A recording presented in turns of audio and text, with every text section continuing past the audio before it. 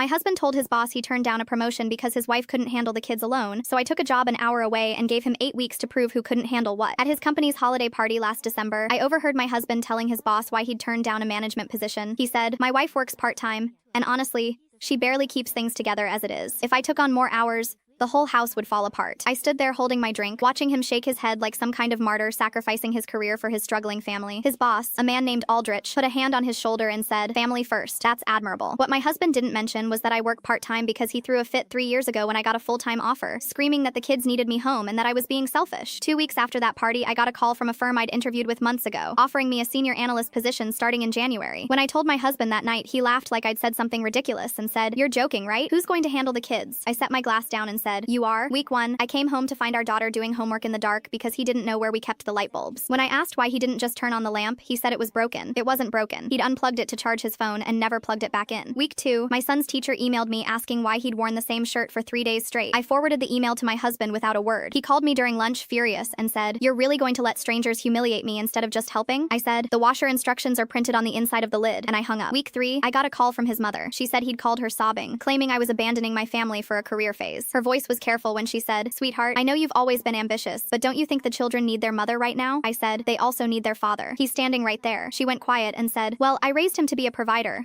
not a babysitter." I didn't respond. Week 4, the school nurse called me during a client meeting. My son had fallen on the playground and needed to be picked up. She said she'd tried my husband 8 times with no answer. I excused myself from a $200,000 account review, drove 40 minutes, and found my son in the front office with dried tears on his face. That night, I found my husband in the garage organizing his golf clubs. I said, "The school called you 8 times. He didn't look up. He said, "I was busy. You handled it." I said, "I left a client meeting worth more than you make in a year." He shrugged and said, "See? This is exactly why you shouldn't be working full-time. You can't do both." Week 6, he sat me down and said, "This isn't working, and I think you need to quit before you destroy everything." I said, "Absolutely not." He said, "The kids are miserable, the house is falling apart, and you're never here when it matters." I said, "I'm home every night by 6. You're the one who's never present." His jaw tightened, and he said, "Fine. I'm going to tell Aldrich exactly what your little job experiment has done to this family." The night of my first quarterly review, my manager told me I was exceeding every benchmark. I drove home feeling lighter than I had in years. When I walked through the front door, I found my husband sitting rigid on the couch across from Aldrich, who was perched on the edge of a chair staring at the carpet. My husband's eyes were red. He'd invited his boss over to prove that I was the problem, but the kitchen behind them told a different story. Dishes crusted in the sink, cereal scattered across the counter, a permission slip stuck to the refrigerator with a date circled from 3 weeks ago. Aldrich stood up slowly. He looked at my husband and said, "You told me your wife couldn't manage. You made me feel sorry for you. I gave the Whitmore promotion to Jensen because of your situation, and Jensen relocated his entire family across the state for that role.